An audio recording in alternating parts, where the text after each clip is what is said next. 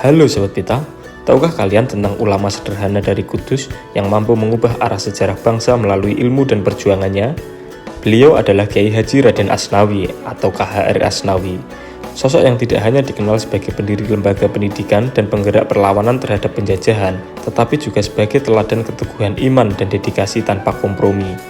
Perjalanan hidup KHR Asnawi membawa dirinya ke berbagai pelosok negeri untuk menimba ilmu, bahkan hingga ke tanah suci Mekah. Di sana, beliau tidak hanya mendalami ajaran Islam melalui bimbingan para ulama ternama, tetapi juga terlibat aktif dalam organisasi keislaman seperti Sarekat Islam. Dengan pengalaman dan ilmu yang diperolehnya di Mekah, kemudian ia bawa kembali ke tanah air, di mana ia dengan gigih mengarahkan perlawanan terhadap kebijakan penjajahan dan modernisasi yang dianggap mengancam identitas keislaman serta kedaulatan bangsa. Jadi, di video kali ini, kita akan menelusuri bagaimana kisah perjuangan KHR Asnawi dalam menuntut ilmu hingga menjadi tokoh Islam yang melawan kolonialisme. Selamat menonton. Masa kecil dan pembentukan karakter.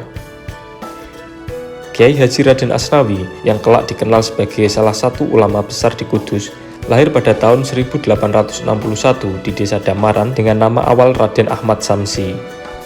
Sejak masa kanak-kanak, ia sudah menunjukkan ciri khas sifat bandel yang cukup kentara. Di tengah lingkungan keluarga yang kental dengan tradisi keislaman dan nilai-nilai luhur para pendahulu, tingkah lakunya yang nakal tidak luput dari perhatian. Kakek buyutnya, yang dikenal dengan sebutan Mbah Asnawi Sepuh, merupakan figur sentral dalam pembentukan karakter sang calon kiai. Mbah Asnawi Sepuh, seorang kiai alim yang juga merupakan keturunan Syekh Mutamakin dari Kajen dan bersambung hingga ke Syekh Ja'far Shodiq atau Sunan Kudus, memberikan wejangan tegas kepada cicitnya itu.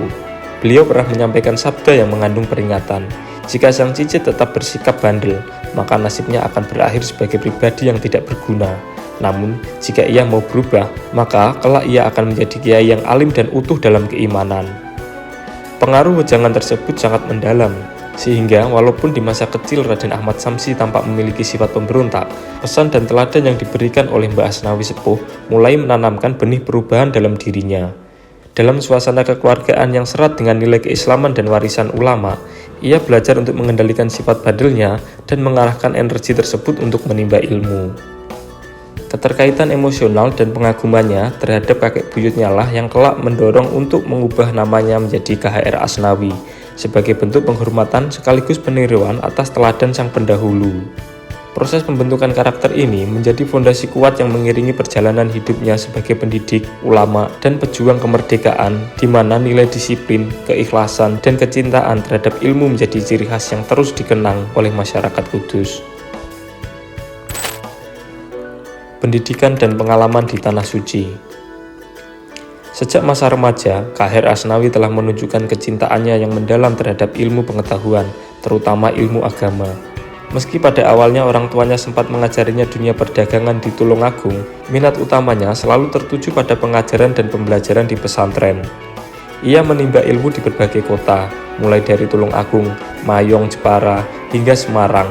Sehingga setiap pengalaman di pesantren tersebut semakin mengasah pengetahuan keagamaan dan pemahamannya tentang tradisi keislaman. Di setiap tempat, ia tidak hanya belajar teori, tetapi juga menyerap nilai-nilai praktek keagamaan yang kemudian menjadi bekal moral dan intelektual dalam menghadapi berbagai tantangan hidup. Keputusan besar datang saat remaja, ketika ia menunaikan ibadah haji. Perjalanan spiritual tersebut mengantarkannya ke Tanah Suci Mekah, di mana dia memutuskan untuk bermukim selama kurang lebih 25 tahun. Di Mekah, identitasnya pun mengalami transformasi. Ia dikenal dengan nama Raden Haji Ilyas. Di sana, ia mendapat kesempatan langka untuk belajar langsung dari para ulama ternama. Bimbingan yang diperolehnya dari tokoh-tokoh seperti Syekh Nawawi Al-Bantani, Kiai Haji Mahfud Termas, dan Kiai Haji Sayyid Umar Syatta memperdalam pemahaman keagamaannya dan menegaskan komitmennya terhadap ajaran Islam yang murni. Tidak hanya fokus pada ilmu agama, di Mekah, KHR Asnawi juga terlibat aktif dalam organisasi keislaman. Ia dipercaya memimpin cabang Sarekat Islam atau SI di Tanah Suci. Sebuah posisi yang mencerminkan kecerdasan politik dan kemampuan kepemimpinannya yang telah terasah.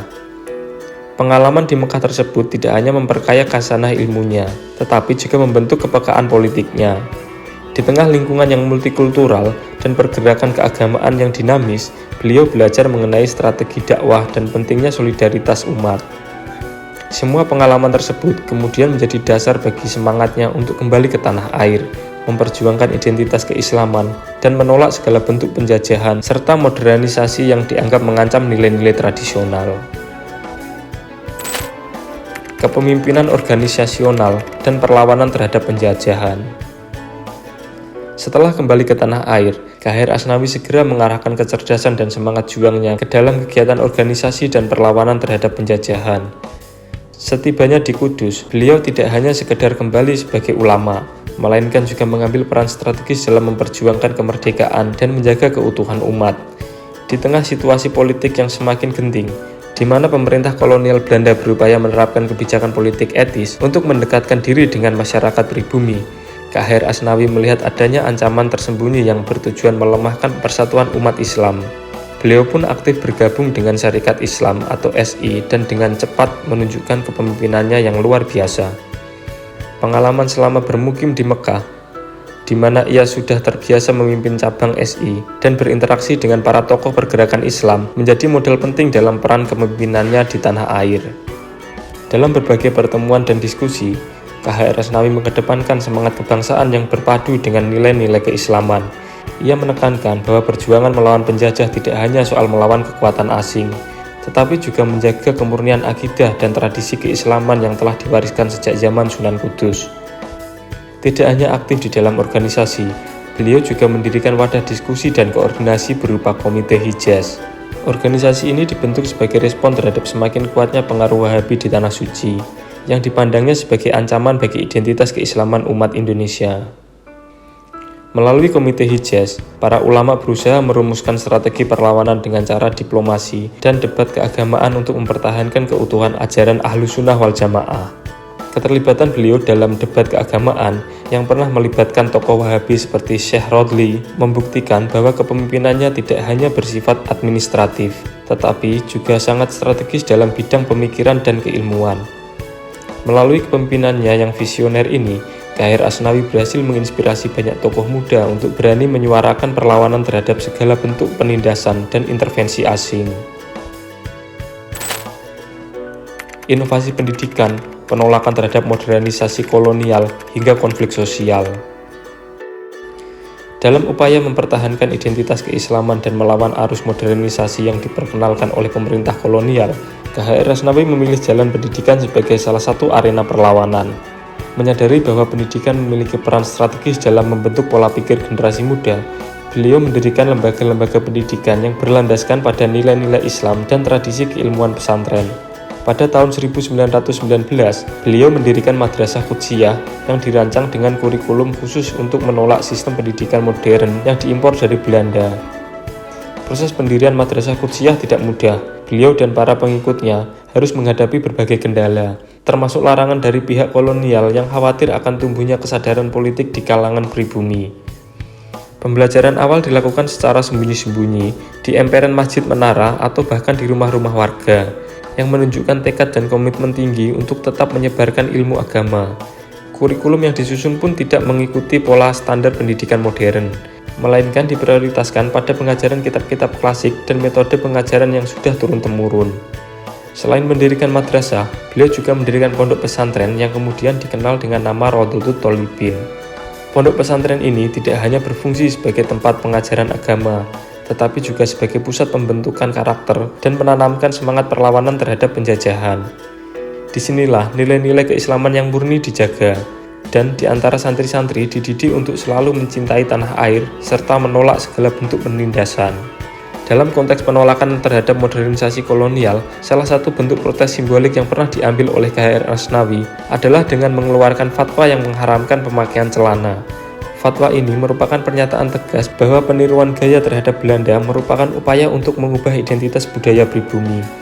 Meskipun fatwa tersebut dicabut pasca kemerdekaan, tindakan tersebut mencerminkan tekad beliau untuk mempertahankan warisan budaya dan keislaman yang telah lama berkembang di tanah air. Kehidupan K.H.R. Asnawi tidak lepas dari dinamika konflik sosial yang sengaja dimanfaatkan oleh pemerintah kolonial untuk memecah belah masyarakat. Salah satu peristiwa penting yang menggambarkan betapa kompleksnya situasi saat itu terjadi sekitar tahun 1918.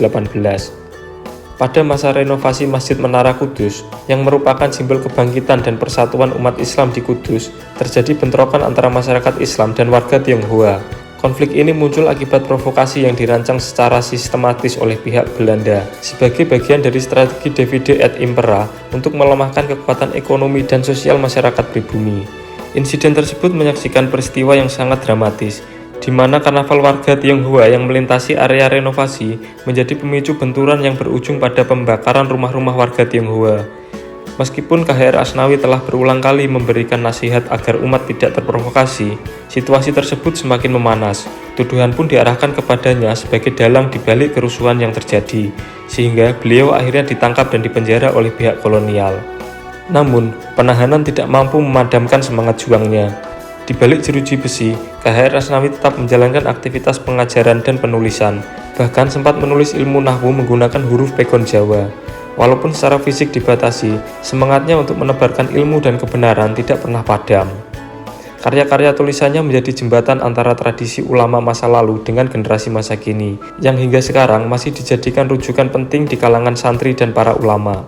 Perjuangan beliau dalam menghadapi tekanan politik dan konflik sosial menjadi simbol keteguhan hati dan komitmen untuk mempertahankan keutuhan ajaran Islam di tengah badai kolonialisme. Warisan perjuangan KHR Asnawi tetap hidup hingga kini.